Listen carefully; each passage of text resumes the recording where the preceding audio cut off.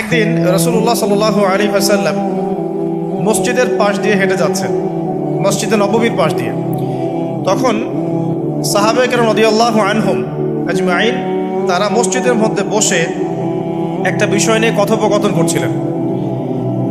তো নবী সাল্লাল্লাহু আলাইহি ওয়াসাল্লাম জিজ্ঞাসা করলেন যে তোমরা কি নিয়ে কথা বলছো, তোমরা কি নিয়ে কথোপকথন করছো? তখন সাহাবায়ে কেরাম রাদিয়াল্লাহু আনহুম তারা বলছেন যে আমরা কিয়ামতের আলামতগুলো নিয়ে কথা বলছিলাম। কি নিয়ে কথা বলছেন? কিয়ামতের আলামতগুলো নিয়ে সাহাবীরা কথা বলছেন। তো সাহাবীদের কিয়ামতের আলামত নিয়ে কথা বলার কি দরকার ছিল? তাদের সময় তো আর কিয়ামত হবে না। দরকার ছিল কি? সচেতনতা। তারা ফিতনায় নিজেরা যেন না পড়ে যান এই জন্য সতর্ক থাকতে চাইতেন। এই কারণেই ফিতনাময় পরিবেশ নিয়ে আলোচনা করতেন। তো নবী সাল্লাল্লাহু আলাইহি ওয়াসাল্লাম তখন বললেন, দেখো, যতদিন পর্যন্ত 10টা আলামত প্রকাশ হচ্ছে না ততদিন পর্যন্ত কিয়ামত হবে না। কয়টা আলামত? 10টা। নবী সাল্লাল্লাহু আলাইহি ওয়াসাল্লাম প্রথমে বললেন 1 নাম্বার হচ্ছে মাসিহুদ দাজ্জাল। কি নাম? মাসিহুদ দাজ্জাল। 2 নাম্বার হচ্ছে ইয়াজুজ এবং মাজুজ। এর আদম সন্তান পৃথিবীতে বের হবে এবং পুরো পৃথিবীটা ম্যাসাকার করে ছেড়ে দিবে। আর মাসিহুদ দাজ্জাল সেও বের হবে শেষ জামানায়, যে ইহুদিদেরকে নিয়ে পুরো বিশ্ব শাসন করবে। বিশ্বের প্রতিটা ডিপার্টমেন্ট সে রুল করবে এবং দাজ্জালের চেয়ে ভয়ঙ্কর কোনো ফিতনা এই পৃথিবীতে আসে নাই, আসবেও না। প্রত্যেক নবী তার কওমকে দাজ্জাল সম্পর্কে সতর্ক করেছিলেন, এমনকি নূহ আলাইহিস সালাম পর্যন্ত তার উম্মতকে দাজ্জালের ফিতনা সম্পর্কে সতর্ক করেছিলেন। নবী সাল্লাল্লাহু আলাইহি ওয়াসাল্লাম বলেছেন যে তোমরা যদি সূরা কাহাফ তেলাওয়াত করো, প্রত্যেক জুমার দিন সূরা কাহাফ তেলাওয়াত করো, অথবা সূরা কাহাফের প্রথম 10টা আয়াত শেষ 10টা আয়াত মুখস্থ রাখো, ইনশাআল্লাহ তাআলা মাসিহুদ দাজ্জাল তোমাদের কোনো ক্ষতি করতে পারবে না। 1 মাসিহুদ দাজ্জাল, 2 ইয়াজুজ আর মাজুজ, 3 হচ্ছে ঈসা ইবনে মারইয়াম। ঈসা ইবনে মারইয়াম যতক্ষণ পর্যন্ত না আসছেন, পৃথিবীতে আবার ইউটার্ন না করছেন এবং তার হাতে মাসিহুদ দাজ্জাল নিহত না হচ্ছে, কিয়ামত হবে না। 4 দাব্বাতুল আরদ, অর্থাৎ পৃথিবীর ভিতরে একটা প্রাণী আছে, মাটি ফেরে এই প্রাণীটা বের হবে কিয়ামতের আগে আগে, এবং এই প্রাণীটা মানুষের সাথে কথাবার্তা বলবে, কথা বলতে পারা প্রাণী। এই যতক্ষণ বের হচ্ছে না কিয়ামত হবে না ইনশাআল্লাহ তাআলা। কটা বললাম? 4টা। 5 হচ্ছে দুখান বা ধোঁয়া। এই পুরো পৃথিবীর আকাশটা একটা নির্দিষ্ট সময় পর্যন্ত ধোঁয়ায় ছেয়ে যাবে এবং হতে পারে, আল্লাহু আলাম, হতে পারে যে সূর্যের আলো পৃথিবীতে পৌঁছাবে না, এমন ধোঁয়া হতে পারে।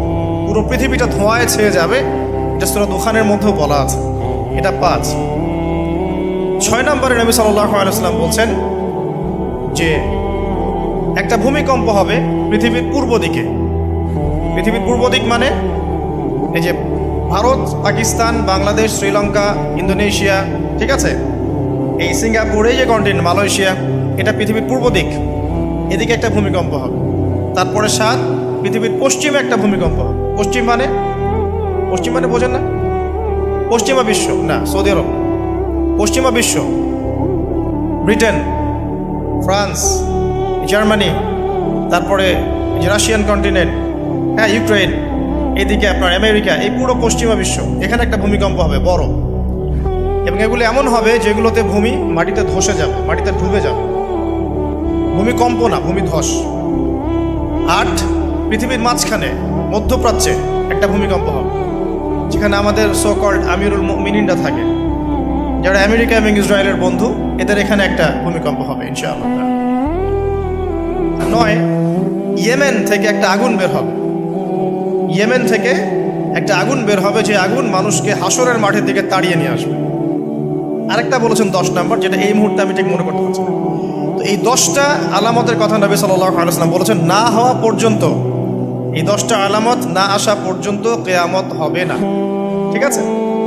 আচ্ছা, এখন এই 10টার মধ্যে সবচেয়ে বড়টা কি? সবচেয়ে বড়টা হচ্ছে মাসিহুদ দাজ্জাল। সবচেয়ে বড়টা কি? ও 10 নম্বরটা মনে পড়েছে, আলহামদুলিল্লাহ। সূর্য উঠবে পশ্চিম দিক থেকে। সূর্য উঠবে পশ্চিম দিক থেকে, তাহলে আর সময় নাই, পৃথিবীর সময় শেষ। এই 10টা মনে থাকবে? আসেন বলি। প্রথমে কি? দাজ্জাল, তারপরে ইয়াজুজ আর মাজুজ। 3 নাম্বার ঈসা ইবনে মারইয়ামের প্রত্যাবর্তন। 4 নাম্বার দাব্বাতুল আরদ, জমিন থেকে প্রাণী বের হয়ে কথা বলবে মানুষের সাথে। ঠিক আছে, 5 নাম্বার কি বললাম? ধোঁয়া, দুখান। ঠিক আছে, 6, 7, 8 তিনটা ভূমিকম্প, পূর্ব দিকে একটা, পশ্চিমে একটা, পৃথিবীর মাঝখানে একটা। 9 নাম্বার ইয়েমেনের নাম শুনেছেন?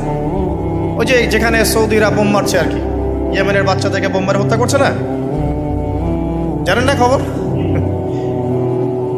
তো ওই ইয়েমেনের ছোট ছোট বাচ্চারা শিয়া সুন্নির কি বোঝে আমার বুঝে আসে না। ওই ছোট ছোট বাচ্চাগুলো শিয়া সুন্নির কি বোঝে আমার বুঝে আসে না। আমেরিকার টাকা খেয়ে এরা ঠিকই বোম মারছে কেন? আর এই বোমগুলো তো এরা তৈরি করতে পারে না, আমেরিকার কাছ থেকে কিনে নেয়। তো ওই ইয়েমেন থেকে আগুন বের হবে, সেই আগুন মানুষকে হাসরের মাঠের দিকে তাড়িয়ে নিয়ে আসবে, এবং 10 যেটা বললাম সূর্য উঠবে পশ্চিম দিক থেকে, তখন তওবার দরজা বন্ধ হয়ে যাবে, তওবা আর করেও লাভ হবে না। 2টা সময় তওবা করে লাভ নাই। একটা হচ্ছে মৌতের যন্ত্রণা শুরু হয়ে গেলে, মৃত্যুর যন্ত্রণা শুরু হয়ে গেলে আগে পা থেকে শুরু হয়ে আস্তে আস্তে গলার দিকে আসে। হাদিসে যেমনটা এসেছে, সূরা ওয়াকিয়ার মধ্যেও আছে যে পায়ের দিক থেকে যন্ত্রণা শুরু হয়ে আস্তে আস্তে আস্তে আস্তে এই গলার দিকে আসে, এবং আত্মাটা গলার এখানে যখন চলে আসে, এখান থেকে মালাকুল মউত আত্মাটাকে নিয়ে চলে যাবে, এবং চোখ দিয়ে তাকিয়ে থাকে মানুষ। রুহটা চলে গেলে মানুষ চোখ দিয়ে তাকিয়ে থাকে, দেখবেন এই কারণে মৃত ব্যক্তি তাকিয়ে থাকে, চোখ খোলা থাকে। এবং তখন আসমান থেকে সিঁড়ি নামিয়ে দেওয়া হয়, ওই সিঁড়িতে করে আত্মা চলে যাচ্ছে, ও তাকিয়ে দেখে যে আত্মা চলে যাচ্ছে। এবং মানুষ মারা যাওয়ার পরে চোখ জীবিত থাকে অনেকক্ষণ। মেডিকেল সায়েন্স যারা পড়েছে তাদেরকে জিজ্ঞাসা করবে, মানুষ ডেড হয়ে গেলেও চোখ দেখবেন আরও কয়েক ঘন্টা, হয়তো আরও নির্দিষ্ট একটা সময় পর্যন্ত চোখটা কিন্তু জীবিত থাকে। এই জন্যে চোখ বন্ধ করে দিতে হয়। যাই হোক, যেটা বলছিলাম যে মৌতের যন্ত্রণা শুরু হয়ে গেলে তওবা করে লাভ নাই, তওবার দরজা বন্ধ। আর পশ্চিম দিক থেকে সূর্য উঠে গেলে তওবা করে লাভ নাই, তওবার দরজা বন্ধ। এই 10টার মধ্যে সবচেয়ে বড়টা হচ্ছে মাসিহুদ দাজ্জাল। কেন বড়? কারণ নবী সাল্লাল্লাহু আলাইহি ওয়াসাল্লাম নিজে বলেছেন, পৃথিবীর ইতিহাসে আদম আলাইহিস সালাম থেকে শুরু করে মুহাম্মদ সাল্লাল্লাহু আলাইহি ওয়াসাল্লাম পর্যন্ত এই যে লক্ষ লক্ষ নবী রাসূল এসেছেন, পৃথিবীর এই যে শত লক্ষ বছরের হিস্ট্রি, এর মধ্যে দাজ্জালের চেয়ে ভয়ঙ্কর কোনো ফিতনা আসে নাই। নবী সাল্লাল্লাহু আলাইহি ওয়াসাল্লাম বলছেন, একজন মুমিন ব্যক্তি যদি দাজ্জালকে পেয়ে যায়, সে যেন তার সাথে সাক্ষাতের আকাঙ্ক্ষা না করে, কারণ সে তার সাথে সাক্ষাৎ করলে ঈমান হারা হয়ে যেতে পারে।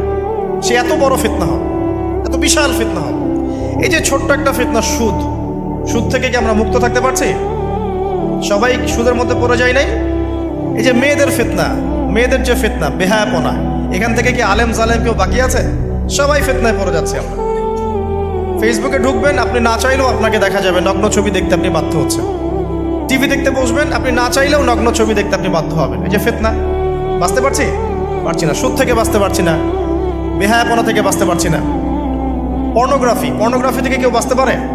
যে কেউ ফোন চালায় দেখবেন পর্নোগ্রাফির ছবি চলেই আসবে, নগ্ন ছবি চলেই আসবে। আলেম জালেম এভরিবডি আসবেই।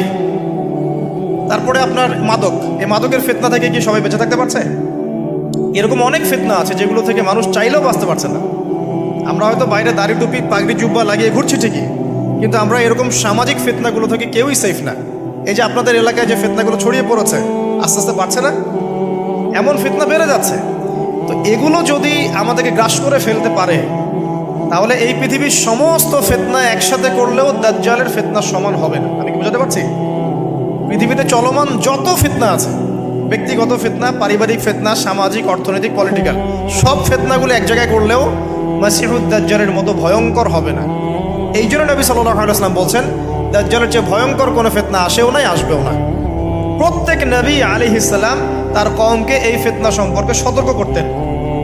এমনকি এক্সাম্পল দিতে গিয়ে নবী সাল্লাল্লাহু আলাইহি ওয়াসাল্লাম বলছেন, নূহ আলাইহিস সালাম, ওই কত বছর আগের নবী, তিনি পর্যন্ত তার কওমকে দাজ্জাল সম্পর্কে সতর্ক করেছেন। সে কোথায় আছে? সে পৃথিবীতেই আছে। তার কি জন্ম হয়েছে? উত্তর হ্যাঁ, তার জন্ম হয়েছে। সে কি এখন আত্মপ্রকাশ করেছে? উত্তর না, সে এখনো মানুষের রূপে আত্মপ্রকাশ করে নাই। সে কাদেরকে নিয়ে বিশ্ব শাসন করবে? উত্তর, জিউসদেরকে নিয়ে, ইহুদিদেরকে নিয়ে। দাজ্জাল কাদেরকে নিয়ে বিশ্ব শাসন করবে? ইহুদিদেরকে নিয়ে। আমার কথা কি বোঝা যায়? নবী সাল্লাল্লাহু আলাইহি ওয়াসাল্লাম বলেন, সে এত বড় ফিতনা, সে 40 দিন পৃথিবীতে বিচরণ করবে। কয়দিন? 40 দিন। যার প্রথম দিনটা হবে 1 বছরের সমান, দ্বিতীয় দিনটা হবে 1 মাসের সমান, তৃতীয় দিনটা হবে 1 সপ্তাহের সমান, এবং বাকি দিনগুলো হবে আমাদের দিনের মতোই। নবী করিম সাল্লাল্লাহু আলাইহি ওয়াসাল্লাম বিভিন্ন হাদিস থেকে বলেছেন যে দাজ্জাল সারা বিশ্বটাকে শাসন করবে। কীরকম? মানে সে ইলাহ দাবি করে বসবে, আল্লাহ পাক তাকে কিছু অলৌকিকত্ব দিবেন মানুষকে ফিতনায় পরীক্ষা করার জন্য। যারা ওর উপর ঈমান আনবে, দাজ্জালের প্রতি ঈমান আনবে, দাজ্জাল ওদেরকে জান্নাত দিবে। তারা এক হাতে থাকবে জান্নাত, এক হাতে জাহান্নাম, মানে অরিজিনাল জান্নাত জাহান্নাম নয়। কারণ জান্নাত জাহান্নামকে হাতে নিয়ে ঘোরা যায়? যায় না। আমাদের কিছু প্রোটেস্ট্যান্ট মুসলিম ভাই আছে, তারা মনে করে যেটা হাদিসের শব্দ ওইটাই, মানে হাদিসে যেটা শব্দ সেটাই, এর কোনো ইন্টারপ্রিটেশন ব্যাখ্যায় তারা বিশ্বাস করে না। তাহলে এক হাতে জান্নাত এক হাতে জাহান্নামের ব্যাখ্যা আপনি কী করবেন? সত্যি সত্যি কি হাতে জান্নাত জাহান্নাম নিয়ে কেউ ঘুরতে পারে? পারে না। মানে কি? মানে হচ্ছে যদি কেউ দাজ্জালকে অনুসরণ করে, তার আনুগত্য করে, দাজ্জাল তাকে জান্নাতের নাজ নেয়ামত দিবে, পৃথিবীতে নাজ নেয়ামত দিবে, সে স্বাচ্ছন্দ্যে থাকে, তার ফাইন্যান্সিয়াল অবস্থা ভালো হবে, তার স্ট্যাটাস ভালো হবে, পৃথিবীতে ভালো থাকবে। আর যদি কেউ দাজ্জালকে অস্বীকার করে, তার বিরুদ্ধে দাঁড়ায়, তখন দাজ্জাল তাকে অত্যাচার করবে, অন্যায় করবে, জুলুম করবে, তার অবস্থা পৃথিবীতে হেয় প্রতিপন্ন হয়ে যাবে। জান্নাত জাহান্নাম। দাজ্জাল এর বাহন হবে একটা গাধা। নবী সাল্লাল্লাহু আলাইহি ওয়াসাল্লাম বলছেন সেই গাধার লম্বা প্রশস্ত কান থাকবে, যেই কানের নিচে কত হাজার মানুষ আশ্রয় নিতে পারবে। এখন এটা কি সত্যিকারের গাধা? দাজ্জালের কানের কথা বলা হচ্ছে, এই কানটা কি সত্যিকারের কান? যার নিচে এমন কোনো গাধা কি আছে বড় কানওয়ালা যে আকাশে উঠতে পারে? এমন কোনো গাধা কি আছে যে আকাশে উঠতে পারে, যার বড় কান আছে, যার কানের নিচে হাজার হাজার মানুষ আশ্রয় নিতে পারে? আছে? নাই। তাহলে নিঃসন্দেহে এটা বাস্তবিক গাধা বোঝানো হচ্ছে না, বোঝানো হচ্ছে এমন কোনো বাহন যেটা আকাশ ফ্লাই করতে পারে এবং এত অত্যাধুনিক হবে যার পাখার নিচেই হাজার মানুষ আশ্রয় নিতে পারে। এয়ারক্রাফট হতে পারে, আল্লাহু আলাম। আচ্ছা, আলোচনা হয়তো অনেক হাই স্কেলে চলে যাচ্ছে, আমি একটু কমাই নিয়ে আসি। এক কথায় সংক্ষিপ্ত করে বোঝেন, দাজ্জাল পুরো বিশ্বটাকে রুল করবে, শাসন করবে। ঠিক আছে? কাদেরকে নিয়ে শাসন করবে? কাদেরকে নিয়ে? ইহুদিদেরকে নিয়ে। আচ্ছা, ইহুদিদের মধ্যে দুটো ভাগ আছে। এক ভাগ হচ্ছে সত্যিকার অর্থেই কিছু কিছু ক্ষেত্রে তারা তাওরাত, এই যে জাবুর, ইনজিল, এগুলোর প্রতি একটু মানে অনুগত আর কি। আরেকগুলো আছে বেশিরভাগই এরা হচ্ছে বদ প্রকৃতির। এরা এই পৃথিবীতে, সারা পৃথিবীতে জায়নিস্ট মুভমেন্ট ছড়িয়ে দিয়েছে এবং তারা বিশ্বের প্রত্যেকটা ডিপার্টমেন্ট নিয়ন্ত্রণ করা শুরু করেছে এবং তারা সারা বিশ্বর যত সেন্সিটিভ ইস্যুগুলো হচ্ছে এর পিছনে কলকাঠি নাড়ে। এখন যদি কাউকে মনে করেন আপনাকে যদি বিশ্ব শাসন করতে হয় এবং আপনার সাথে কিছু অনুসারী থাকে, তাহলে আপনাদেরকে কিছু কাজ করতে হবে। তো আমার কথা বোঝেন। মনে করেন যে আমি বিশ্ব যদি শাসন করতে চাই, তাহলে আমার তো কিছু মানুষ লাগবে, লাগবে না? লাগবে। আছে। তারপরে আমার তো একটা ভূখণ্ড লাগবে, লাগবে না? একটা দেশ লাগবে না? একটা সার্বভৌমত্ব লাগবে না? আমাকে পৃথিবীর সমস্ত অর্থনৈতিক বিষয়গুলো নিয়ন্ত্রণ করতে হবে না? ইকোনমি নিয়ন্ত্রণ করতে না পারলে কেউ ওয়ার্ল্ডকে শাসন করতে পারবে?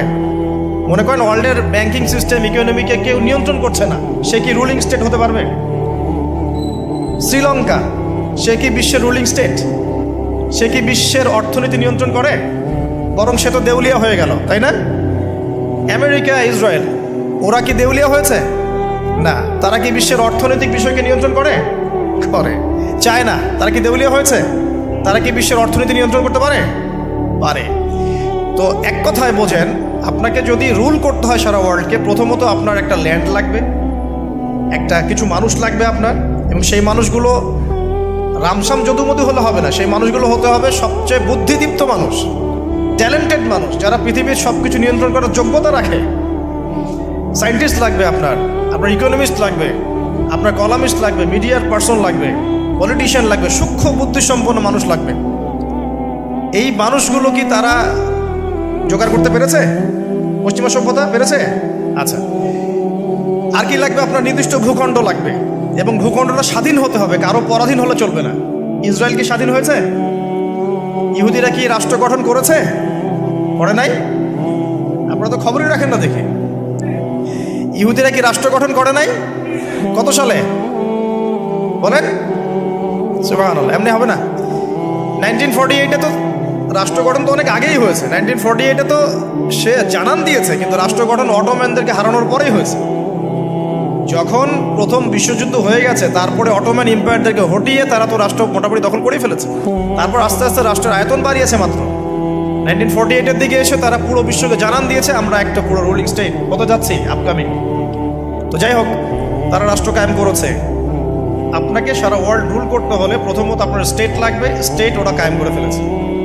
আপনার স্টেটের রাষ্ট্রের সার্বভৌমত্ব দরকার আছে, এটাও ওদের হয়ে গেছে। আপনার সারা ওয়ার্ল্ডকে রুল করতে হলে সারা বিশ্বের ইকোনমিক সিস্টেম, অর্থনীতি নিয়ন্ত্রণ করতে হবে, তারা সেটা করেছে। ওয়ার্ল্ড ব্যাংকের মাধ্যমে করছে, IMF এর মাধ্যমে করছে, আরও বিভিন্ন সংস্থার মধ্য দিয়ে তারা ওয়ার্ল্ডের ইকোনমিক সিস্টেমটাকে নিয়ন্ত্রণ করে ফেলেছে।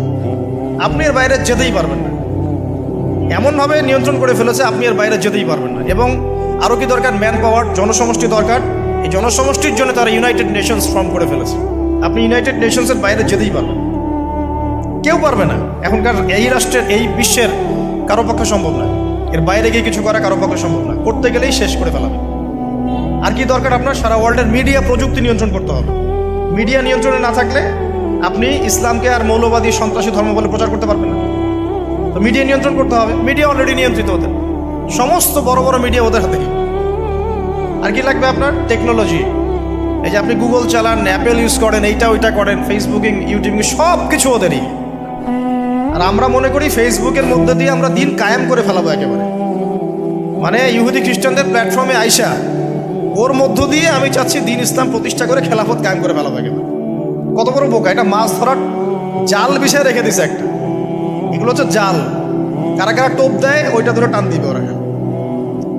কথা হয়তো বুঝতে পারেন না, মাথার উপর দিয়ে যাচ্ছে, বুঝতে পারতেছি। কয়েকবার লেকচারটা দেখবেন ভিডিও ইউটিউবে, তারপরে বুঝতে পারবেন।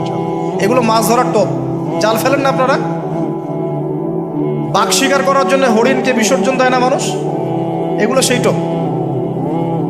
মাছ ধরতে গেলে আগে যে চারা দেন না, এই ফেসবুকিং, ইউটিউবিং, এগুলো চারা দেওয়া। হ্যাঁ, এর মধ্যে কিছু কল্যাণকর দিক আছে, এটা ক্ষতির চেয়ে নিতান্তই কম, ক্ষতি বেশি। তারপরে আর কি নিয়ন্ত্রণ করতে হবে? সবচেয়ে বড় জিনিসটা, সেটা হলো অস্ত্র-শস্ত্র। সারা বিশ্বের যত মারণাস্ত্র আছে, এমন অস্ত্র যেটা একটা বোম ফেললে একটা দেশ উড়ে চলে যাবে, এরকম অস্ত্র-শস্ত্র নিয়ন্ত্রণ করতে হবে। সেটা করেছে না করে নাই? করেছে। দেখেন, এখন আপনি বুঝতে পারছেন যেটা আপনাকে সারা ওয়ার্ল্ডকে রুল করতে হয়, তাহলে আপনাকে এই সমস্ত বিষয়কে রুল করতে হবে। এগুলো রুল না করতে পারলে আপনি ওয়ার্ল্ডকে রুল করতে পারবেন না। আর নবীজি বলছেন দাজ্জাল সারা বিশ্বকে কি করবে? বলেন, সারা বিশ্বকে রুল করবে। তার মানে দাজ্জালকে এগুলো নিয়ন্ত্রণ করতে হবে, এবং দাজ্জালের ফলোয়ার্স যারা আছে ওদেরকে এগুলো নিয়ন্ত্রণ করতে হবে। এখন বলেন, পশ্চিমারা এবং জিউসরা এগুলো নিয়ন্ত্রণ করছে কি করছে না? তার মানে দাজ্জাল আসার সময় কাছে না দূরে? এবার বুঝতে পারছেন? এখন আসেন, অন্যদিকে আসেন। শুধু এগুলো করলেই তো হচ্ছে না, এর পথে একটা বাধা আছে। ওই রুলিংসের পথে একটা বাধার নাম হচ্ছে মুসলিমরা। কারা? মুসলিমরা। কারণ মুসলিমরা জানে যে দাজ্জাল মিথ্যা, আল্লাহ পাক এটা পরীক্ষা করছেন। হ্যাঁ, ও যে আল্লাহ দাবি করবে, নিজেকে গড দাবি করবে, বা সারা ওয়ার্ল্ডকে রুল করবে, এর বিরুদ্ধে একমাত্র শক্তি হিসেবে দাঁড়াতে পারলে মুসলিমরাই দাঁড়াতে পারবে। আর যাদের মধ্যে ধর্মীয় চেতনা আছে, যারা সৎ, নিজ নিজ ধর্ম পালন করে, তারাও কিন্তু এটাকে মেনে নিবে না। এখন তাহলে কি করতে হবে? ধর্মগুলোকে এলিমিনেট করতে হবে, ধর্মগুলোকে সরাতে হবে। এভাবে আস্তে আস্তে কি করলো, সব ধার্মিক তত্ত্বগুলোকে বাদ দিয়ে নাস্তিকতার তত্ত্বগুলো সব শুরু হলো সমাজে প্রচলন। আস্তে আস্তে আস্তে আস্তে ধর্ম আস্তে আস্তে মাইনাস হতে থাকলো, এবং নাস্তিকতার তত্ত্বগুলো রাইজ করতে থাকলো। এটাও তারা করেছে। তারপরে মুসলিমদেরকে এখন বাধা দেওয়ার জন্য কি করতে হবে? কিছু কিছু জিনিসের দরকার। এই জায়গাতে আসে, বোঝেন ভালো করে। এখন মুসলিমরা হয়ে গেল বাধার কারণ, করতে পারবো না।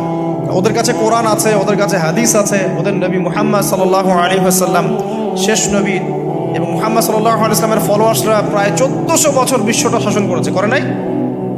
তাহলে এরা তো বাধা। এখন মুসলিমদেরকে দুর্বল করতে হলে কি কি করতে হবে? তো প্রথমত ওরা ধর্মের মধ্যে অনেক তন্ত্রমন্ত্র ঢুকিয়ে দিয়েছে। ওই তন্ত্রমন্ত্রগুলো আগে একটু বলে নেই। যেমন ওরা মুসলিমদের মধ্যে কিছু মানুষ তৈরি করেছে যারা বলছে যে মুহাম্মদ সাল্লাল্লাহু আলাইহি ওয়াসাল্লাম শেষ নবী না, আরও নবী আসতে পারে। ঠিক আছে, এই যে ইমান হারা করে ফেললো আপনাকে আস্তে আস্তে। মুসলিমদের মধ্যে কিছু মানুষকে তারা তৈরি করেছে যারা বিধর্মী হয়েও দেখবেন ইসলামের লেবাস পোশাকে দিন প্রচার করছে, এরকম লোক আছে। মুসলিমদের মধ্যে এমন মানুষ তারা তৈরি করেছে যারা বলছে যে কবিরা গুনাহ করলেই কাউরে হত্যা করা যাবে। এভাবে তারা বিভিন্ন সন্ত্রাসবাদী সংগঠনে যোগ দিয়েছে। দেওয়ার ফলে মুসলিমদের মধ্যেই দেখা গেছে যে মুসলিম কান্ট্রিগুলোর মধ্যেই বোম ব্লাস্টিং, এখানে ওখানে বিস্ফোরণ, এগুলো করছে। এটাকে আমরা খাওয়ারিজ আকীদা বলি। তারা আবার ঢুকিয়ে দিয়েছে মুসলিমদের মধ্যে। একদল মানুষ বলছে যে আলী রাদিয়াল্লাহু আনহু তিনি আল্লাহর মর্যাদা পাওয়ার যোগ্য, নাউজুবিল্লাহ। তার মর্যাদা মুহাম্মদ সাল্লাল্লাহু আলাইহি ওয়াসাল্লামের চেয়েও বেশি, নাউজুবিল্লাহ, বা তার সমমানের, এসব কথাও বলছে। এরকম একটা শ্রেণীও বের হয়েছে। আবার নতুন আরেক শ্রেণী বের হয়েছে, মুসলিমদের মধ্যে বলছে যে কোরআন মানবো, হাদিস মানার কোনো দরকার নাই, কোরআন মানলেই যথেষ্ট, হাদিস মানার কোনো দরকার নেই। আবার একটা দল বের করবে, মানে করেছে দেখবেন, যারা হচ্ছে আবার শুধু লা ইলাহা ইল্লাল্লাহ বললেই হবে, আমলের কোনো দরকার নেই। শৈথুল্যবাদী, মুরজিয়া বলে এদেরকে, শুধু লা ইলাহা ইল্লাল্লাহ বললেই হবে, আমলের কোনো দরকার নাই। আবার একটা দল বের করেছে যে যুক্তি দিয়ে কোরআন যতটুকু বুঝবো এটাই মানা যাবে, এর বাইরে মানা যাবে না। মুতাজিলা, যুক্তি দিয়ে কোরআন যতটুকু বুঝবো এতটুকু মানবো, যুক্তির বাইরে যায় মানবো না। এরকম শত শত আকীদার মানুষকে তারা মুসলিমদের মধ্যেই ছড়িয়ে দিয়েছে। মুসলিমদের মধ্যে এই ফিতনাগুলো ছড়িয়ে দেওয়ার ফলে উম্মাহ কি হয়ে গেছে? বিভক্ত হয়ে গেছে। এরপরেও আবার দেখবেন হকপন্থী যারা, তাদের মাঝে সূক্ষ্মভাবে তারা ষড়যন্ত্র করে আপোষে ফাটল সৃষ্টি করে দিয়েছে। বিশুদ্ধ মানহাজের, বিশুদ্ধ আকীদার একটা জামায়ার মধ্যেও দেখবেন আবার ফাটল সৃষ্টি হয়ে গেছে। এগুলো ধর্মতাত্ত্বিকভাবে তারা আক্রমণ করেছে। আবার তরুণ যুবকদেরকে এই যে internet section, gaming section, online section, অহেতুক সময় নষ্টর কিছু এলিমেন্টস, গেমিং সেকশন, এগুলো দিয়ে ব্যস্ত রেখেছে। ফ্রি মিক্সিং ছড়িয়ে দিয়েছে, ফ্রি মিক্সিং, নারী পুরুষের একাকার। এখন জেনা ছড়িয়ে দেওয়া হয়েছে, জেনার উপকরণ পর্নোগ্রাফি ছড়িয়ে দেওয়া হয়েছে, সবাই ঘরে বসে এগুলো দেখছে। মাদকটাকে সহজ করে দেওয়া হয়েছে, সবাই এখন এদিকে ছুটছে। রিবা ছড়িয়ে দেওয়া হচ্ছে, সবাই সুদ খাচ্ছে। মানে মুসলিম উম্মাকে ধ্বংস করার জন্য চতুর্দিক থেকে তারা কিন্তু আক্রমণ করেছে। কেন আক্রমণ করেছে? কারণ ওই রুল করতে হলে, তাদেরকে সারা ওয়ার্ল্ডকে রুল করতে হলে সবচেয়ে বড় বাধা কারা? মুসলিমরাই। এই কারণেই সুদূর প্রসারী নীল নকশা একে প্রায় 100-200 বছরের প্ল্যান করে তারা এই কাজগুলো করেছে, যে কাজগুলোতে তারা প্রায় 80-90% সফল। আর আমরা বিগত 100 বছরে সবচেয়ে বেশি যে কয়টা মাসআলা নিয়ে পড়েছিলাম সেটা হচ্ছে হাত বাঁধা, নামের নিচে না উপরে না বুকে, রফুল এদিন করবো কি করবো না, আমিন জোরে হবে না আসতে, পায়ে পা লাগবে কি লাগবে না। বিগত 100 বছর কিন্তু হয়ে গেছে। 1914 সালে অটোমান ডিফিটের পরে 2022 চলছে, এখন প্রায় 100 বছর হয়ে গেছে। তো 100 বছরে তারা কিন্তু এই সমস্ত সেক্টরগুলো উন্নতি করে আজকে রুলিং স্টেট। আপনাকে বোঝাচ্ছিলাম ওরাই কিন্তু সারা ওয়ার্ল্ডকে রুল করছে। আর মাসিহুদ দাজ্জালও কিন্তু ইহুদিদেরকে নিয়ে সারা ওয়ার্ল্ডকে রুল করবে। আচ্ছা, এখন বুঝতে পারছেন অলরেডি যারা বিচক্ষণ শ্রোতা, যে এই পরিস্থিতিটা শুধুমাত্র ওদের সাফল্য বললে ভুল হবে। এখানে সবচেয়ে বড় কথা আমাদের ব্যর্থতা। কারণ বিগত 1400 বছরে কিন্তু আমাদের অবস্থা এমন ছিল না। ওমর রাদিয়াল্লাহু আনহুর যুগে আমাদের অবস্থা এমন ছিল, আবু বকর সিদ্দিকের যুগে এমন ছিল, তারপরে আপনার ওসমান আলী রাদিয়াল্লাহু আনহুমা, তাদের যুগে কি আমাদের অবস্থা এমন ছিল? 4 খলিফার যুগ ছিল প্রায় 30 বছর। কত বছর? 30 বছর। 30 বছর ইসলামী খেলাফা চলেছে। তার আগে নবী সাল্লাল্লাহু আলাইহি ওয়াসাল্লাম 23 বছরে সমাজ সংস্কার করেছেন। ওই 23 বছর যদি ধরি, পরের 30 বছর এখানে কিন্তু ইসলামের জয় জয়কার। 4 খলিফার পরেও উমাইয়ারা শাসন এসেছে। কারা আসছে? উমাইয়ারা শাসন করেছে প্রায় 80 থেকে 90 বছর বা 92 বছর। এই 92 বছরেও কিন্তু মুসলিমদের অবস্থা এমন ছিল না। ছিল? কথা বুঝতে পারছেন না? ছিল না। তারপরে শাসন এসেছে আব্বাসীয়রা শাসন করেছে প্রায় 550 বছর। কত বছর? কথা বলেন। প্রায় 550 বছর।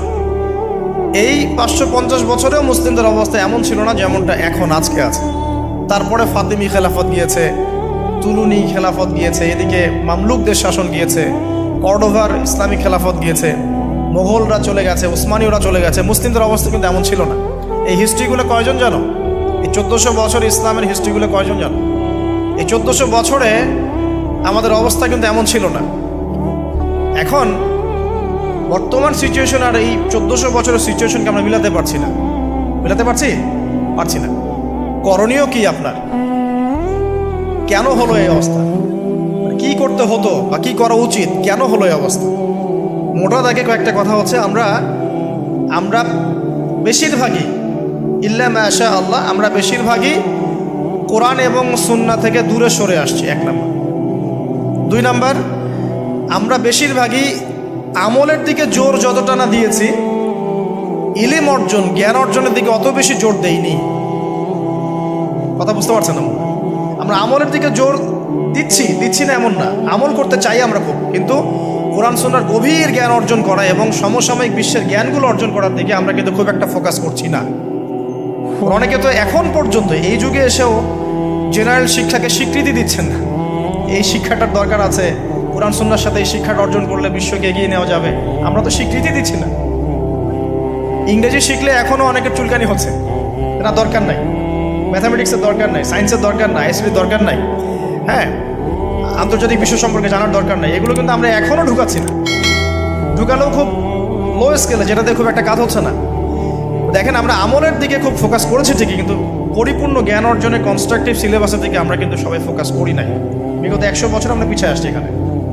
আবার যারা জেনারেল লাইনে পড়েছি আমরা বেশিরভাগ, তারা মাশাআল্লাহ 20-25 বছর পড়েছি, এখানে আবার আমরা ইসলামটা পাই নাই।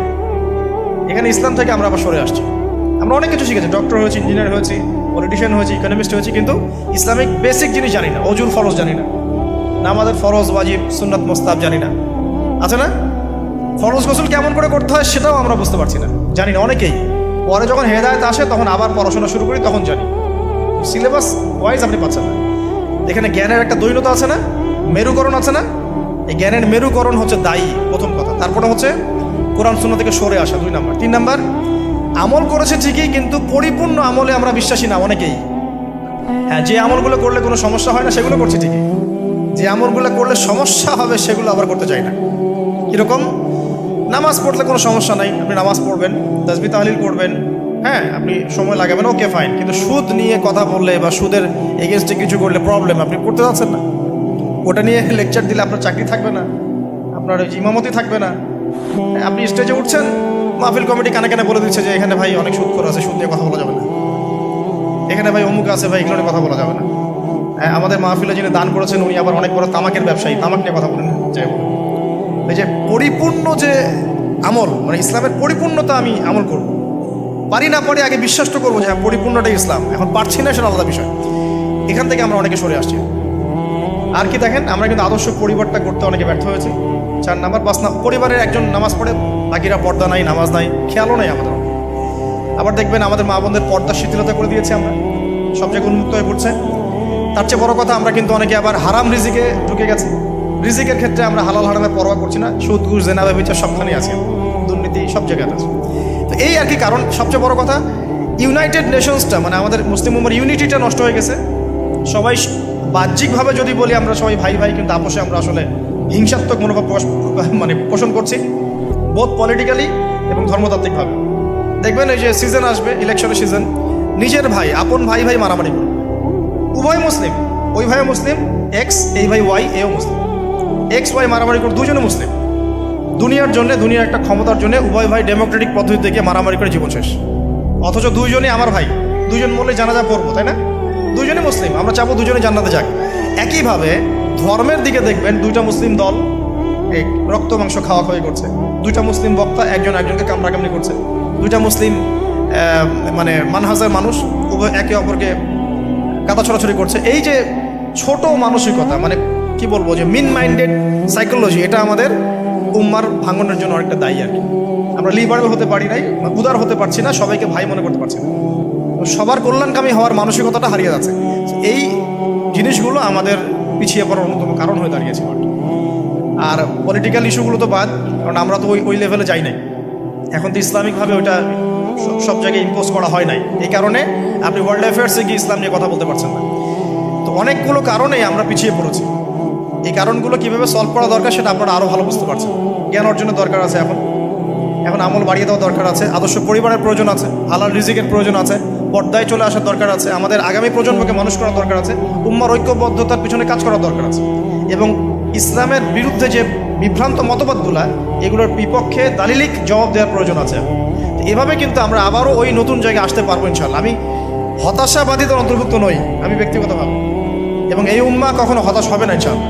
কারণ নবী সাল্লাল্লাহু আলাইহি ওয়াসাল্লাম মাত্র 23 বছরের মধ্যে যদি আইয়ামে জাহিলিয়াতকে পরিবর্তন করে ফেলতে পারেন, তাহলে সেই আল্লাহ যদি জীবিত থাকেন, সেই নবীর সুন্নাহ যদি জীবিত থাকে, এবং সেই কোরআন যদি আমাদের হাতে থাকে, আজকেও সম্ভব সারা ওয়ার্ল্ডের প্রেক্ষাপট পরিবর্তন করা। আমরা বড় স্বপ্ন দেখতে চাই, ছোট স্বপ্ন দেখবেন কেন, বড় স্বপ্ন দেখবেন। এই স্বপ্নের উপর দাঁড়িয়েই তো ইনশাআল্লাহ ইমাম মাহদী এই বিশ্বে ইসলাম প্রতিষ্ঠা করবেন না? তিনি কেমন করে করবেন? তিনি তো একা, কেমন করে করবেন? নিঃসন্দেহে তার কিছু মানুষ থাকবে যারা তার মতো করে চিন্তা করে, যারা পরিপূর্ণ ইসলাম পালনে নিজেকে উৎসর্গ করতেও প্রস্তুত থাকবে। এমন তো কিছু মানুষ তিনি নিয়ে আসবেন, তিনি তো পারবেন। ঈসা ইবনে মারিয়াম তো আসবেন, আমি বললাম 10টা আলামত, তার মধ্যে একটা হচ্ছে ঈসা ইবনে মারিয়াম আসবেন এবং তিনি এই জুলুমের ভিত্তিটা উপড়ে ফেলবেন। এটা কি এমনি এমনি হবে? অনেক ত্যাগ হবে, অনেক তিতিক্ষা হবে, অনেক পরিশ্রম হবে। হ্যাঁ, তাদের ইফোর্ট থাকবে, সারা বিশ্বের মধ্যে ইসলামটা আল্লাহ যাদেরকে পছন্দ করবে তাদের মধ্যে দিয়ে ছড়িয়ে দিবেন। একবার না একবার কিন্তু এটা হবেই। আমরা জানি আসন্ন সময়গুলো তাদের বিশ্বকে ডমিনেট করার সময়, কিন্তু তারপরে একটা যুগ আসবে যেই যুগে ইসলামের সোনালী সকাল কিন্তু আবারও দেখা যাবে ইনশাআল্লাহ।